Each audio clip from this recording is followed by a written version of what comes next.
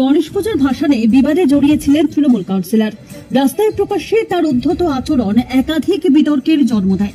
অভিযুক্ত সেই কাউন্সিলরকে শিলিগুড়ি মেয়র পরিষদ পদ থেকে ছেঁটে বড় বার্তা দিল তৃণমূল কংগ্রেস। মঙ্গলবার শিলিগুড়ি পুর নিগমে জরুরি সাংবাদিক বৈঠক করে সিদ্ধান্তের কথা জানালেন মেয়র গৌতম দেব।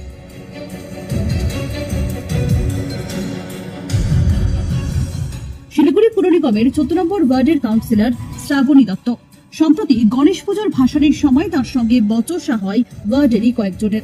ভাইরাল হয় সেই ভিডিও, যদিও সেই ভিডিওর সত্যতা যাচাই করেনি নজরে কলকাতা।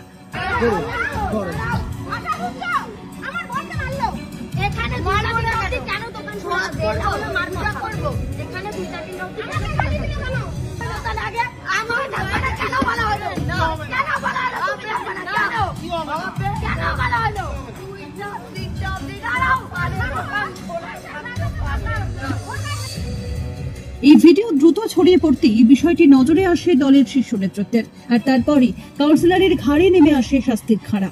পৌরসভার মিড ডে মিল জন্ম মৃত্যু নিবন্ধীকরণ বিভাগের দায়িত্ব থেকে অব্যাহতি দেওয়া হয় ওই তৃণমূল কাউন্সিলরকে। যতদিন না পর্যন্ত নতুন কেউ মেয়র পরিষদ হচ্ছেন, ততদিন ওই দপ্তরগুলো মেয়রের তত্ত্বাবধানে থাকবে।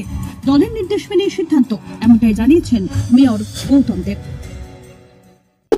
একটা সিদ্ধান্ত এটা কমিউনিকেট করছি, সেটা হচ্ছে যে পুর নিগমের মেয়র পরিষদ থেকে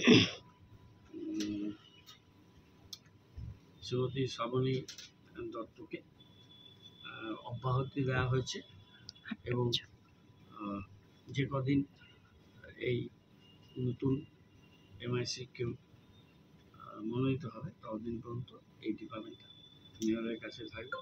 mid day meal, child and mother care and birth and day, এই তিনটে ডিপার্টমেন্ট ছিল। দলের নির্দেশে আমাদের এই সিদ্ধান্ত এটা নিয়ে আমরা আজকে নোটিফিকেশন। এই ঘটনাকে অনভিপ্রেত এবং অবাঞ্ছিত বলে উল্লেখ করেছেন মেয়র। স্পষ্ট করেছেন, দলের ভাবমূর্তি নষ্ট হলে কঠোর ব্যবস্থা নেওয়াই একমাত্র নীতি। কিন্তু এই শাস্তি নিয়ে কি বলছেন শ্রাবণী দত্ত, আসুন শুনে নেওয়া যাক।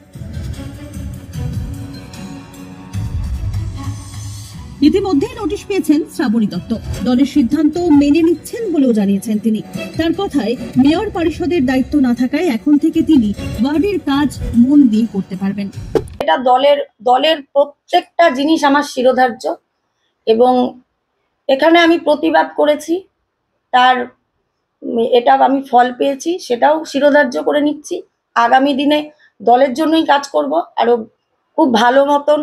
যে এই তিনটে ডিপার্টমেন্ট নিয়ে আমাকে অনেক সময় দিতে হতো, সেই সময়টা এখন থেকে আমি ওয়ার্ডে দেবো এবং রোজ কর্পোরেশনেও যাব। দলের সিদ্ধান্তে আপনি খুশি? নিশ্চয়ই, শিরোধার্য বললাম তো প্রথম। এখন দেখুন, উচ্চ নেতৃত্ব থেকে কি নির্দেশ এসেছে সেটা তো আমি জানি না। আমার কাছে নির্দেশ এসেছে মেয়রের। আপনাকে কি শোকজ করা হয়েছে? না, শোকজ করা হয়নি, আমাকে এখান থেকে অব্যাহতি দেওয়া হয়েছে। তিনটে ডিপার্টমেন্ট। দেখুন, আমি কাজ করতে ভালোবাসি, সেই জায়গাটায় ঠিক আছে। এখন যা দল সিদ্ধান্ত নেবে সেটা শিরোধার্য। আমি তো প্রথমেই বললাম সেটা তো আগামী দিন বলবো। 24 ঘন্টার মধ্যে যেভাবে দলীয় কাউন্সিলরের বিরুদ্ধে কড়া পদক্ষেপ করেছে পুর নিগম, তা এক কথায় প্রশংসনীয়। এই সিদ্ধান্ত দলের শৃঙ্খলা আরো জোরদার করবে বলেই মত রাজনৈতিক মহলের একাংশে। ব্যুরো রিপোর্ট, নজরে কলকাতা।